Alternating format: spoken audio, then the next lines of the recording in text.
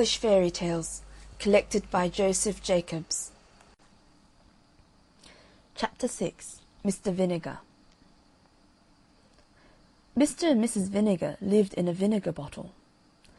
Now one day, when Mr. Vinegar was from home, Mrs. Vinegar, who was a very good housewife, was busily sweeping her house, when an unlucky thump of the broom brought the whole house clitter-clatter, clitter-clatter, about her ears.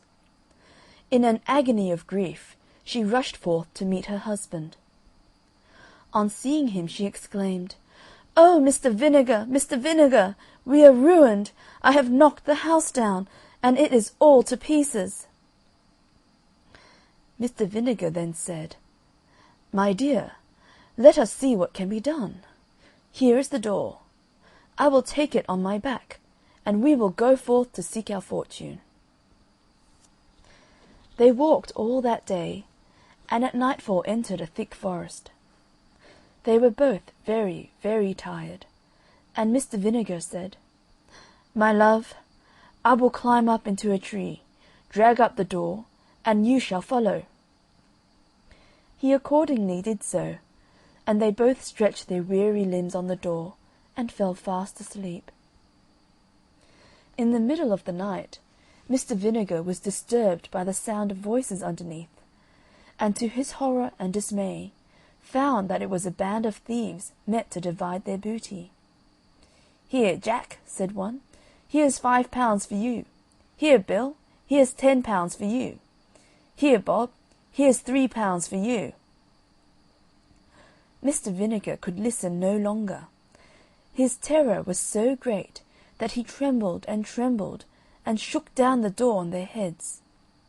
Away scampered the thieves, but Mr. Vinegar dared not quit his retreat till broad daylight.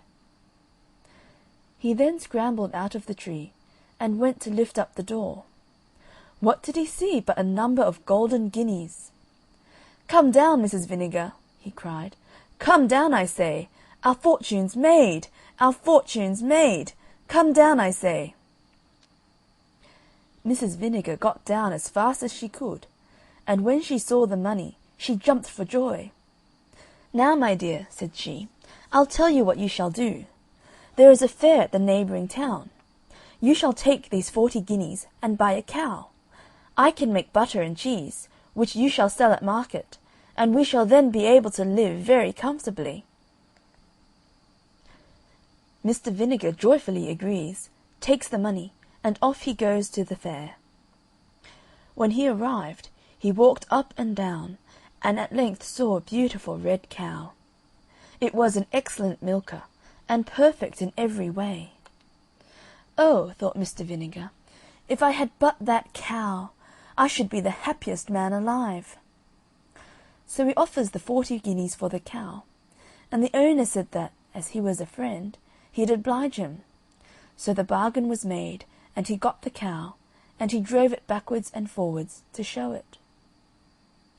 By and by he saw a man playing the bagpipes. Tweedledum, tweedledee. The children followed him about, and he appeared to be pocketing money on all sides. "Well," thought Mr. Vinegar, "if I had but that beautiful instrument, I should be the happiest man alive. My fortune would be made." So he went up to the man.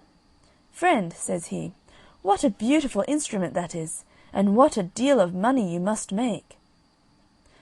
"Why, yes," said the man, "I make a great deal of money, to be sure, and it is a wonderful instrument."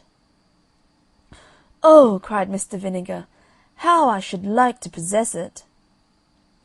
"Well," said the man, "as you are a friend, I don't much mind parting with it. You shall have it for that red cow." "Done!" said the delighted Mr. Vinegar. So the beautiful red cow was given for the bagpipes. He walked up and down with his purchase, but it was in vain he tried to play a tune, and instead of pocketing pence, the boys followed him hooting, laughing, and pelting. Poor Mr. Vinegar! His fingers grew very cold, and just as he was leaving the town, he met a man with a fine thick pair of gloves. "Oh, my fingers are so very cold," said Mr. Vinegar to himself. "Now if I had but those beautiful gloves, I should be the happiest man alive." He went up to the man and said to him, "Friend, you seem to have a capital pair of gloves there." "Yes, truly," cried the man, "and my hands are as warm as possible this cold November day." "Well," said Mr. Vinegar, "I should like to have them." "What will you give?" said the man. "As you are a friend, I don't much mind letting you have them for those bagpipes." "Done!" cried Mr. Vinegar. He put on the gloves and felt perfectly happy as he trudged homewards. At last he grew very tired, when he saw a man coming towards him with a good stout stick in his hand. "Oh," said Mr. Vinegar, "that I had but that stick! I should then be the happiest man alive." He said to the man, "Friend, what a rare good stick you have got." "Yes," said the man, "I have used it for many a long mile, and a good friend it has been. But if you have a fancy for it, as you are a friend, I don't mind giving it to you for that pair of gloves." Mr. Vinegar's hands were so warm, and his legs so tired, that he gladly made the exchange. As he drew near to the wood where he had left his wife, he heard a parrot on a tree calling out his name. "Mr. Vinegar, you foolish man, you blockhead, you simpleton, you went to the fair, and laid out all your money in buying a cow. Not content with that, you changed it for bagpipes on which you could not play, and which were not worth 1/10 of the money. You fool, you had no sooner got the bagpipes than you changed them for the gloves, which were not worth 1/4 of the money. And when you had got the gloves, you changed them for a poor miserable stick. And now for your 40 guineas, cow, bagpipes, and gloves, you have nothing to show but that poor miserable stick, which you might have cut in any hedge." On this the bird laughed and laughed, and Mr. Vinegar, falling into a violent rage, threw the stick at its head. The stick lodged in the tree, and he returned to his wife without money, cow, bagpipes, gloves, or stick, and she instantly gave him such a sound cudgelling that she almost broke every bone in his skin. End of chapter 6. Mr. Vinegar.